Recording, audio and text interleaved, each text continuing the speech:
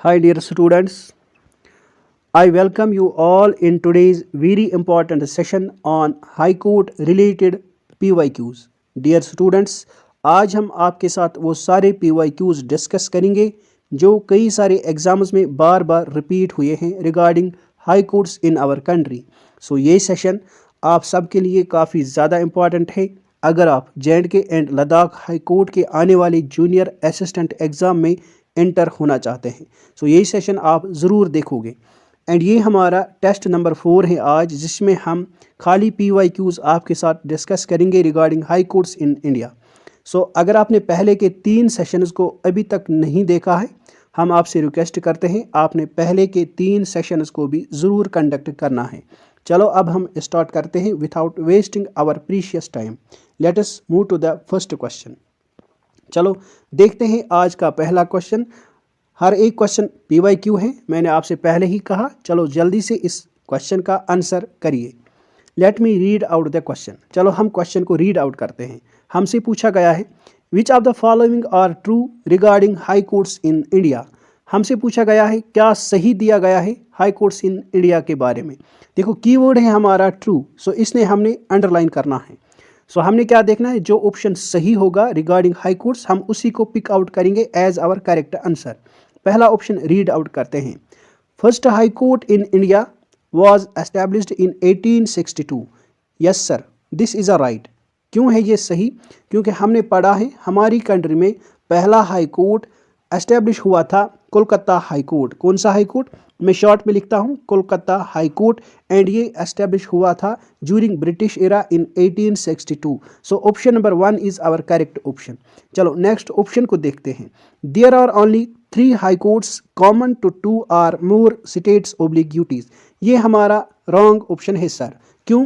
क्योंकि हमारी कंट्री में आप याद रखोगे ऐसे 7 हाई कोर्ट्स हैं जो कॉमन है to different states and UTs. So ये आपने याद रखना है। कितने हाई कोर्ट्स है कॉमन टू डिफरेंट स्टेट्स और यूटीज? 7 high courts.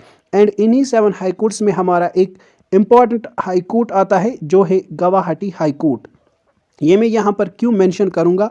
क्योंकि रीज़न बीइंग दैट ये जो हमारा गुवाहाटी हाई कोर्ट है it has a largest jurisdiction.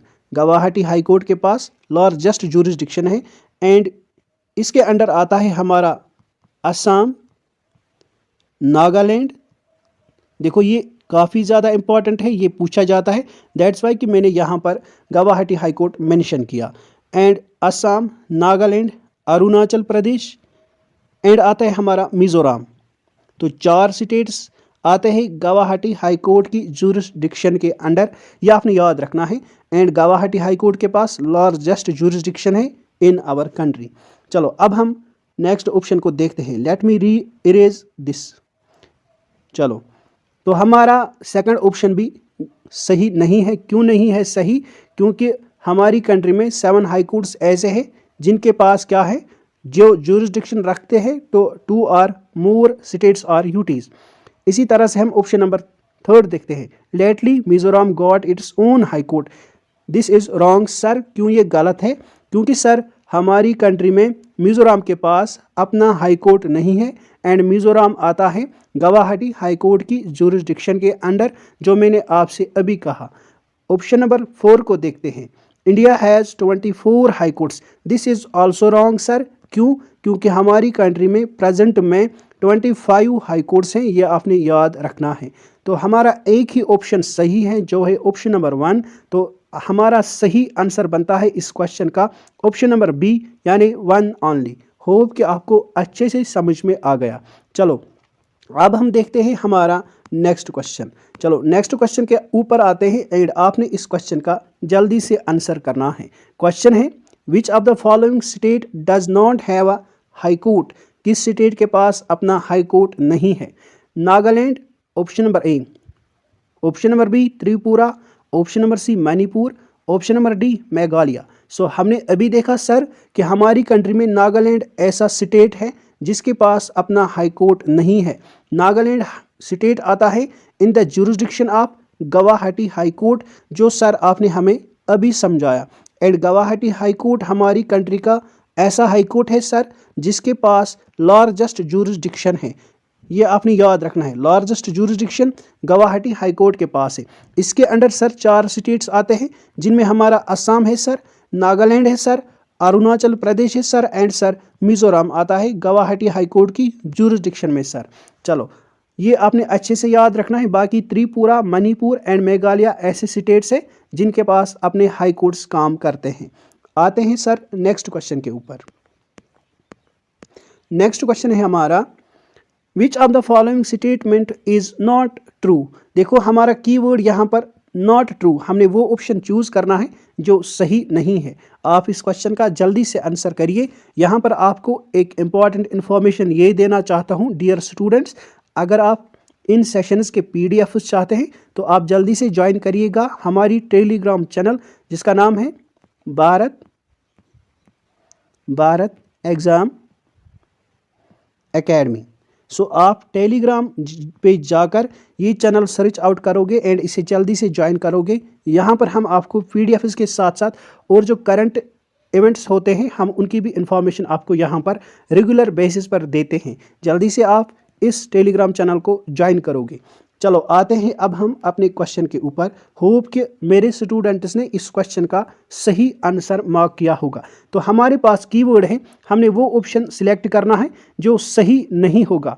Option number A पर दिया गया है, the institution of high court in India was first formed in 1862। Yes sir, ये हमारा सही ऑप्शन है। सर आपने हमें अभी समझाया कि हमारी कंट्री में पहला हाई कोर्ट एस्टेब्लिश हुआ था कोलकाता हाई कोर्ट। ये आपने याद रखना है माय डियर स्टूडेंट्स, एंड ये एस्टेब्लिश हुआ था 1862 में। तो ये सही ऑप्शन है सर, ये हमारा आंसर नहीं हो सकता क्योंकि हमने वो ऑप्शन चूज करना है जो रिगार्डिंग हाई कोर्ट्स के गलत होगा। ऑप्शन नंबर बी को रीड आउट करते हैं। Article 214 to article 231 of the Indian Constitution envisages about the powers of the High Court.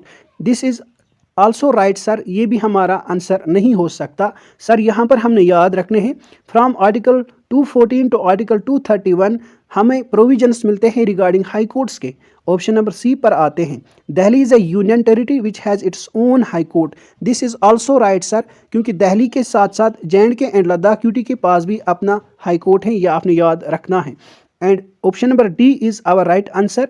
तो क्योंकि हमने वो ऑप्शन चूज़ करना था जो रॉन्ग है, तो ऑप्शन नंबर डी हमारा रॉन्ग हो सकता है क्योंकि 3 ऑप्शंस हमारे सही मिलते हैं। So option number D is our correct answer, ये आपने याद रखना है। चलो ऑप्शन नंबर डी पर आते हैं, only parliament determines the number of जजेस इन द हाई कोर्ट। नहीं sir, this is wrong sir, क्योंकि पार्लियामेंट के साथ साथ हमारे प्रेसिडेंट के पास भी ये पावर है to decide the number of जजेस in high courts in our country. ये आप ज़रूर याद रखोगे my dear students.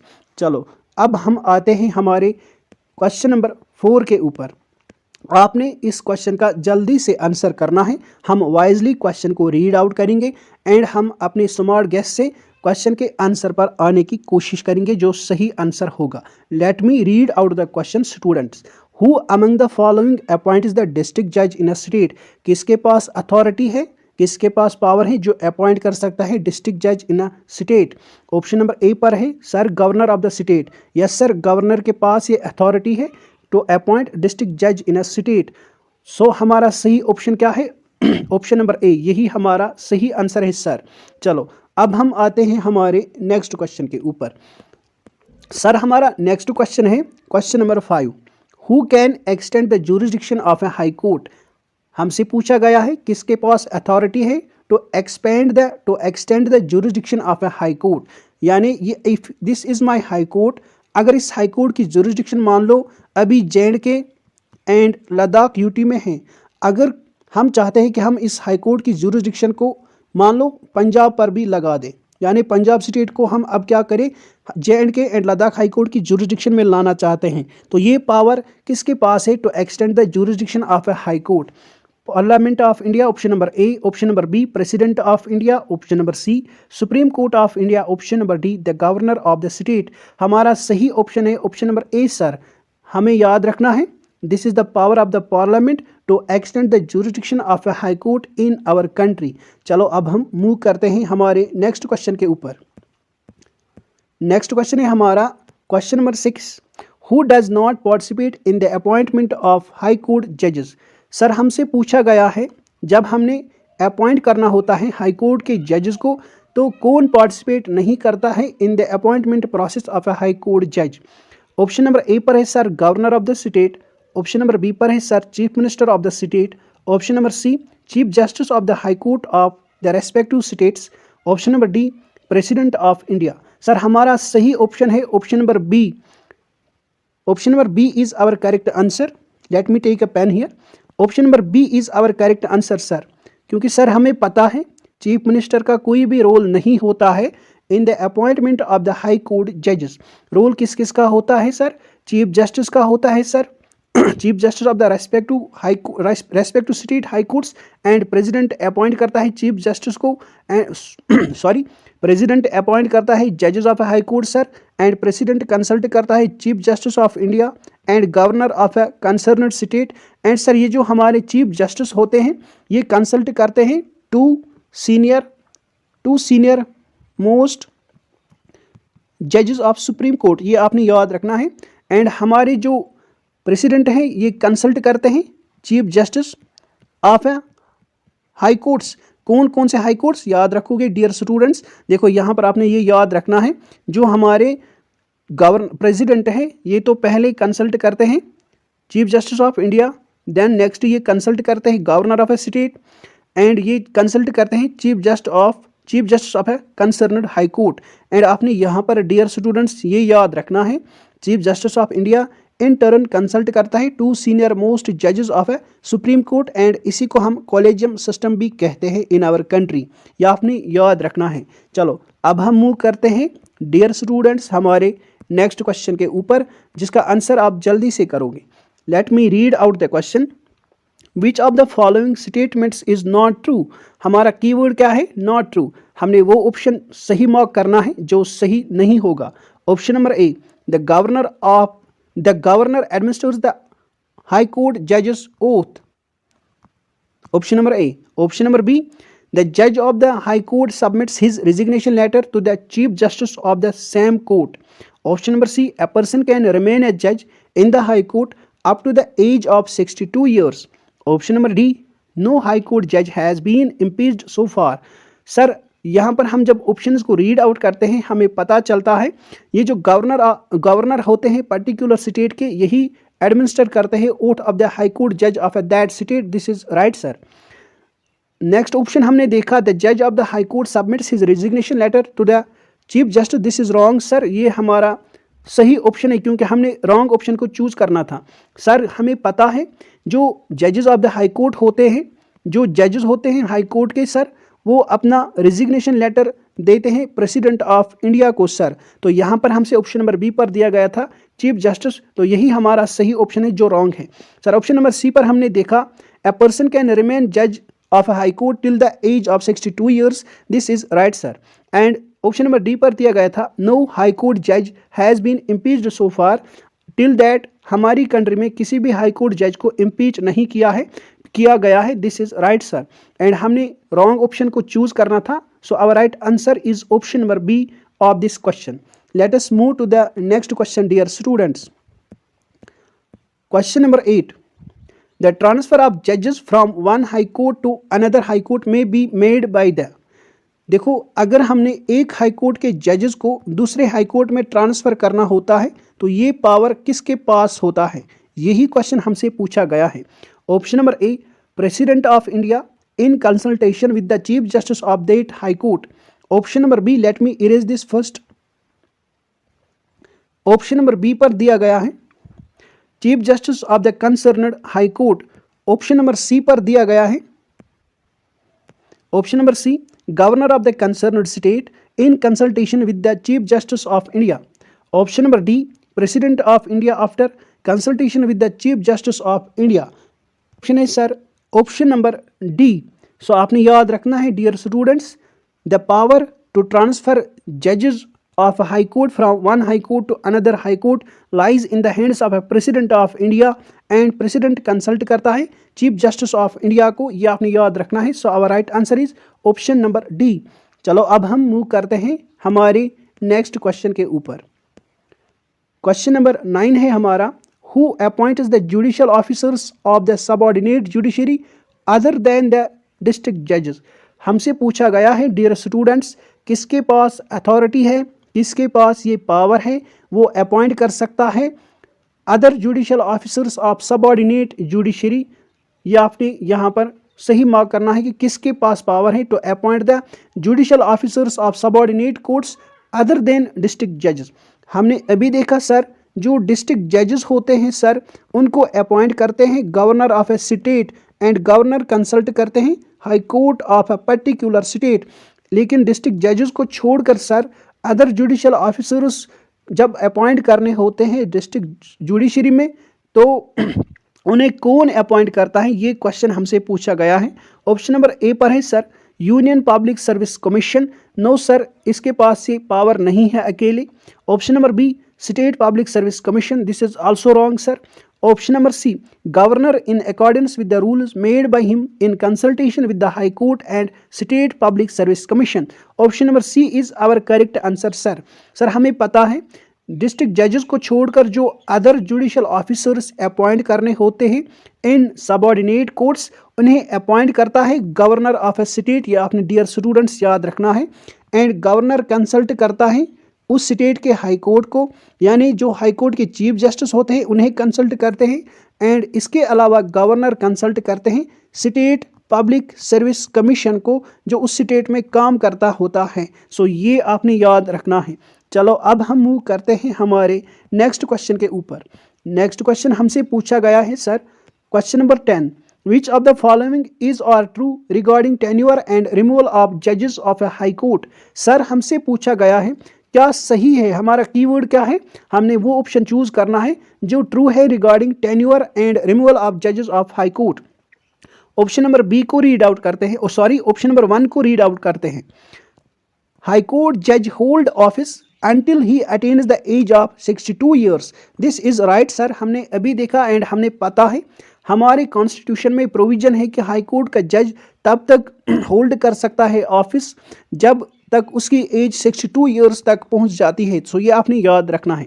Option number 2 है the process of removal of जज of high court is same as that of the supreme Court जज। This is also right sir. हमारे constitution में इन अ क्लियर वर्ड्स लिखा गया है कि जो रिमूवल प्रोसेस है सुप्रीम कोर्ट के जजेस का, वही रिमूवल प्रोसेस फॉलो होता है हाई कोर्ट के जजेस के ऊपर। सो हमारे both options are right sir. So our right answer is option number C, both 1 and 2। So ये आप डियर स्टूडेंट्स अच्छे से याद रखोगे। हमारे हाई कोर्ट के जो जजेस हैं वो होल्ड कर सकते हैं office until they attain the age of 62 years. ये आपने याद रखना है। In case of Supreme Court this is 65 years. तो सुप्रीम कोर्ट के जो जजेस होते हैं वो होल्ड करते हैं office till they attain the age of 65 years.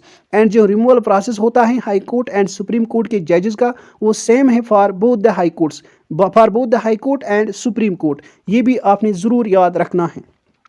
यहाँ पर आपको मैं थोड़ी सी डिस्कशन दूंगा regarding removal process of a high court और सुप्रीम कोर्ट जज, क्योंकि डियर स्टूडेंट्स हो सकता है आपसे पूछा जाए तो आपको पता होना चाहिए। Let me erase this first. So आपने अच्छे से याद रखना है। देखो डियर स्टूडेंट्स, जब हमने रिमूवल प्रोसेस को स्टार्ट करना होता है, कौन से वो 2 ग्राउंड्स हैं जिनके ऊपर हम हाई कोर्ट और सुप्रीम कोर्ट जजेस को रिमूव कर सकते हैं फ्रॉम ऑफिस। सो हमारी कॉन्स्टिट्यूशन में ऐसे 2 ग्राउंड्स दिए गए हैं, ये आपने याद रखना है डियर स्टूडेंट्स। ऐसे 2 ग्राउंड्स दिए गए हैं जिनकी बेसिस पर हम high court and supreme court के जजेस को रिमूव कर सकते हैं। एक है इनकैपेसिटी, सो आपने याद रखना है इनकैपेसिटी, प्रूव्ड मिसबिहेवियर। सो ये आपने याद रखना है। These are the 2 grounds on which we can remove High Court और Supreme Court judge। ये आपसे पूछा जा सकता है, तो आपने ये 2 ग्राउंड्स याद रखने हैं। ये हमारे कॉन्स्टिट्यूशन में मेंशन किए गए हैं। So high court and supreme court के जजेस को रिमूव करने के 2 ग्राउंड्स हैं इन आवर कॉन्स्टिट्यूशन। एक है इनकैपेसिटी एंड दूसरा है proved misbehaviour. Next dear students, हम पहले इसको इरेज करते हैं एंड नेक्स्ट हम देखेंगे। नेक्स्ट आप स्टूडेंट्स को याद रखना है, अब अगर हमने इम्पीचमेंट प्रोसेस स्टार्ट करना होता है to remove the high court और सुप्रीम कोर्ट जज, तो हम इसे पार्लियामेंट के किस हाउस में इंट्रोड्यूस कर सकते हैं। सो आपने याद रखना है, हम इम्पीचमेंट प्रोसेस और रिमूवल प्रोसेस को स्टार्ट कर सकते हैं पार्लियामेंट के लोकसभा में और राज्यसभा में। सो हम लोअर हाउस में भी इसे स्टार्ट कर सकते हैं, हम राज्यसभा यानी अपर हाउस में भी इसे स्टार्ट कर सकते हैं। सो आपने याद रखना है। अगर हमने मान लो लोकसभा में इंट्रोड्यूस की है रिमूवल प्रोसेस, तो लोकसभा के 100 मेंबर्स इस पर साइन करने चाहिए। कितने dear students? Lok Sabha, in case of Lok Sabha 100 members का साइन होना चाहिए। In case of Rajya Sabha so हमारे 50 MPs इस पे साइन करने चाहिए। जब 100 मेंबर्स लोकसभा में साइन करेंगे तो हम प्रिजाइडिंग ऑफिसर को ये रिमूवल लेटर देंगे। किसे देंगे? प्रिजाइडिंग ऑफिसर, जो लोकसभा का प्रिजाइडिंग ऑफिसर होगा, हम उसके पास ये रिमूवल प्रोसेस का लेटर देंगे। कब? जब इस पर 100 मेंबर्स ऑफ लोकसभा साइन करते हैं। सो ये आपने याद रखना है। फिर हम लोकसभा के स्पीकर को ये देंगे, ये आपने याद रखना है। अगर हमने राज्यसभा में इंट्रोड्यूस किया एंड 50 MPs ने इस पर साइन भी किया, तो हम राज्यसभा के चेयरमैन के हाथ में ये रिमूवल प्रोसेस का लेटर देंगे। यह आपने याद रखना है। अब देखो डियर स्टूडेंट्स, यहाँ पर आपने याद रखना है, क्या अब स्पीकर ऑफ लोकसभा बाउंड है to accept this removal process? क्या अब राज्यसभा का चेयरमैन बाउंड है to accept this removal letter? So आपने याद रखना है, ये बाउंड नहीं होते हैं, ये आपने याद रखना है। अब ये इनका डिस्क्रिशनरी पावर है, या ये इसे एक्सेप्ट कर सकते हैं एंड इस पर आगे कार्रवाई कर सकते हैं, या इसे ये रिजेक्ट कर सकते हैं, ये आपने याद रखना है। चलो अब मान लो डियर स्टूडेंट्स, देखो यहाँ पर मैं आपको अच्छे से समझाऊंगा कि कैसे हमने रिमूव करने होते हैं high court and supreme court के जजेस को। सो यहाँ पर डियर स्टूडेंट्स आप ये याद रखोगे। चलो मैं क्या कह रहा था, तो ये है discretionary power of the speaker of Lok Sabha and chairman of Rajya Sabha to accept the removal process और नॉट टू एक्सेप्ट। सो ये आपने याद रखना है। अब देखो, अब जब मान लो स्पीकर ने एक्सेप्ट किया रिमूवल प्रोसेस, सो इसके बाद 3 मेंबर कमेटी फॉर्म की जाती है। ये आपने याद रखना है। 3 मेंबर कमेटी फॉर्म की जाती है जो इन्वेस्टिगेट करती है उन चार्जेस को जो जजेस पर लगाए गए होते हैं। सो आपने याद रखना है, जब स्पीकर क्या करता है, एक्सेप्ट करता है रिमूवल प्रोसेस को, तो स्पीकर फिर फॉर्म करता है 3 मेंबर कमेटी एंड ये 3 मेंबर कमेटी इन्वेस्टिगेट करती है चार्जेस को जो किसी जज पर लगाए गए होते हैं।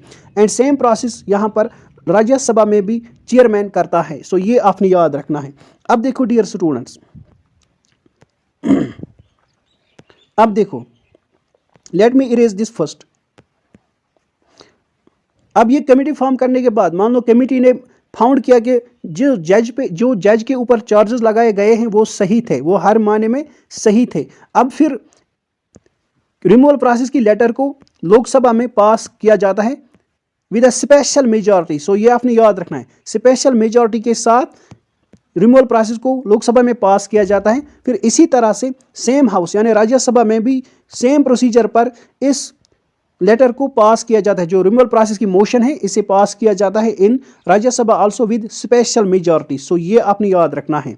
सो आपने याद रखना है, जब कमेटी फॉर्म करती है किसी जज को गिल्टी, तो फिर लोकसभा में मोशन पास होती है with a special majority and same process से फिर राज्यसभा में भी मोशन पास होती है with a special majority. So ये आपने अच्छे से याद रखने। एंड जब दोनों हाउसेज में ये रिमूवल मोशन क्या होता है, पास होता है विद अ स्पेशल मेजॉरिटी, सो आपने याद रखना है उसके पास, ये प्रेसिडेंट के पास आता है। उसके बाद ये कहाँ पर आता है, ये रिमूवल मोशन प्रेसिडेंट के पास, एंड देन प्रेसिडेंट फिर इस पर अपना साइन करके उस जज को रिमूव किया जाता है, चाहे वो सुप्रीम कोर्ट का हो या हाई कोर्ट का हो जिसके ऊपर रिमूवल मोशन लाई जाती है। सो ये आप अच्छे से याद रखोगे। होप कि आपको हर एक पॉइंट अच्छे से समझ में आ गया regarding removal motion of a Supreme court और हाई कोर्ट जज। अब हम आते हैं हमारे नेक्स्ट क्वेश्चन के ऊपर। सो ये क्वेश्चन मैं आप स्टूडेंट्स के लिए यहाँ पर छोड़ रहा हूँ। मैं आप स्टूडेंट्स से बस यही उम्मीद करता हूँ कि आप हमारे इस होमवर्क क्वेश्चन का आंसर ज़रूर करोगे। देखो, हर एक स्टूडेंट पार्टिसिपेट करेगा, हर एक स्टूडेंट हमारे दिए गए क्वेश्चन का आंसर करेगा। एंड जब हम कल अपना अगला सेशन लेकर आएंगे on PYQs related to high court, so आपको हम बताएंगे सही आंसर क्या है। एंड जिस स्टूडेंट का हमें आंसर मिलेगा, अगर उस स्टूडेंट का आंसर सही होगा हम उसको हार्ट देंगे ताकि और हमारे स्टूडेंट्स को पता चले हमारे होमवर्क क्वेश्चन का सही आंसर क्या था। चलो अब हम आते हैं हमारे उस क्वेश्चन के ऊपर जो हम आपको एज अ होमवर्क देते हैं। Let me read out the question. Which of the following is are true? कौन सा कथन सही है? हमारा कीवर्ड क्या है डियर स्टूडेंट्स? हमने वो ऑप्शन चूज करना है जो ट्रू होगा। पहला ऑप्शन है the acting chief justice of high court is appointed by the president. क्या ये सही है या गलत, ये आपने खुद से डिसाइड करना है। ऑप्शन नंबर बी पर है a distinguished jurist can can not be appointed as high court जज। एक डिस्टिंग्विश्ड जूरिस्ट को अपॉइंट नहीं किया जा सकता है एज हाई कोर्ट जज। क्या ये सही है, गलत है, ये आप खुद से डिसाइड करोगे। सो आप हमें सही आंसर कमेंट सेक्शन में ज़रूर भेजोगे। सो लास्ट में आप स्टूडेंट से हमारी रिक्वेस्ट है, अगर आपने अभी तक ये सेशन लाइक नहीं किया है, do like this session please. And आप क्या करोगे इसके बाद आपने ये सेशन शेयर भी करना है अपने फ्रेंड्स के साथ। एंड अगर आप में से किसी स्टूडेंट ने हमारा ये प्लेटफॉर्म अभी तक सब्सक्राइब नहीं किया है तो आप प्लीज़ इसे सब्सक्राइब करिएगा। एंड लास्ट में मैं फिर से आप स्टूडेंट्स को यहाँ पर एक इम्पॉर्टेंट बात ये कहना चाहता हूँ कि अगर आप इस सेशन के PDF चाहते हैं सो आपने ज्वाइन करना है भारत एग्ज़ाम एकेडमी। ये हमारा टेलीग्राम चैनल है। टेलीग्राम पे जाकर आपने क्या करना है, भारत एग्ज़ाम एकेडमी को सर्च करके वो प्लेटफॉर्म ज्वाइन करना है। आपको PDFs अवेलेबल करा दिए जाएंगे। सो अब हम इसी नोट पर लेते हैं हमारे प्यारे स्टूडेंट्स से इजाज़त। Good bye, take care.